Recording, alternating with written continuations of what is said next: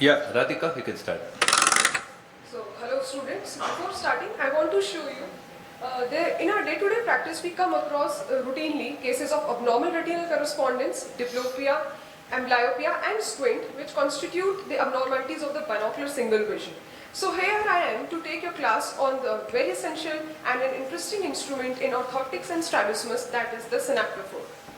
So what are we going to learn today? We are going to know the principle, components in optics, examination technique, various slides used and its uses and applications.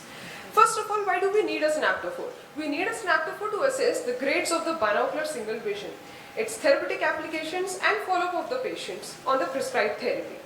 So how does it work? A synaptophore works on the principle of haploscopy. So here we can see it uses angled mirrors to dissociate the two eyes. The right eye sees the right temporal field and the left eye sees the left temporal field. So what does the synaptophore comprise of? So we can see in this image the synaptophore comprises of two optical tubes which are mirrored at right angle to each other. There are various knobs to measure the deviations. The tubes can be adjusted according to the patient's IPD. They also have a plus 6.5 diopter lens for a parallel light beam projection. So let's have a closer look to the various knobs. These are used to measure the horizontal deviations, that is the iso and the exotropia. There are knobs to measure the vertical and the cyclical torsions also. And in center we can see there is a panel which is used to measure the fusional amplitudes. Coming to the optics. So we can see from the rays of light, they come and they pass through the horizontal part of the tubes, they get reflected from the mirror and then they reach the eyes. So for example, the right eye sees the girl and the left eye sees a boy, and the patient's ability to fuse both the images is assessed. Coming to the examination technique. So the patient is positioned, IPD is adjusted, we measure the angle of deviation both objectively and subjectively. We determine the presence of ARC and assess the fusion range as well as the presence of stereopsis. So what are the types of slides? The types of slides are based according to the grade of the binocular single vision. So let us see them one by one. First are the simultaneous macular perception slides with a red binding. So here two completely dissimilar images are projected in both the eyes and the patient's ability to see as a single image, for example the lion in the cage we can see here, is assessed.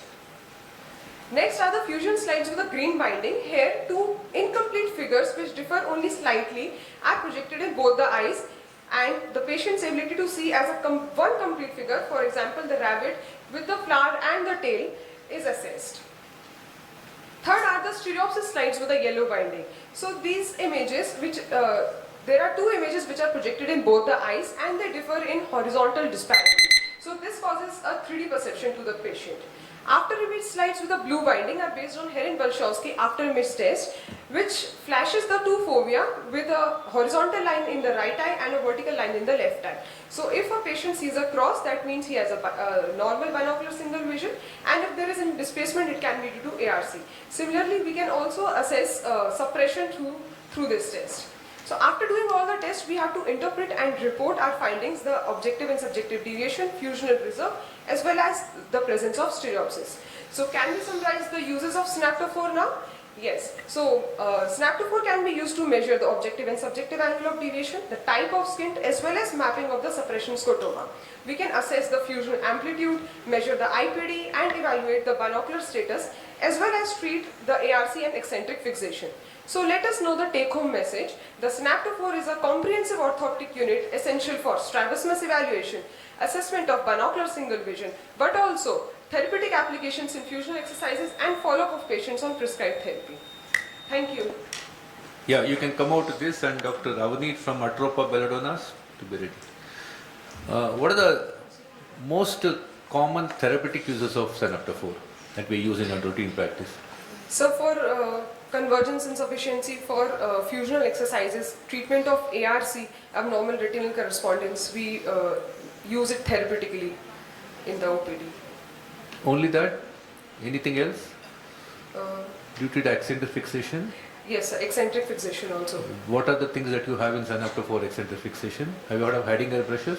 Yes, sir. So actually it was going beyond the scope of the class, so I didn't include that.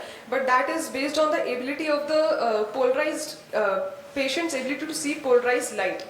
Okay, right.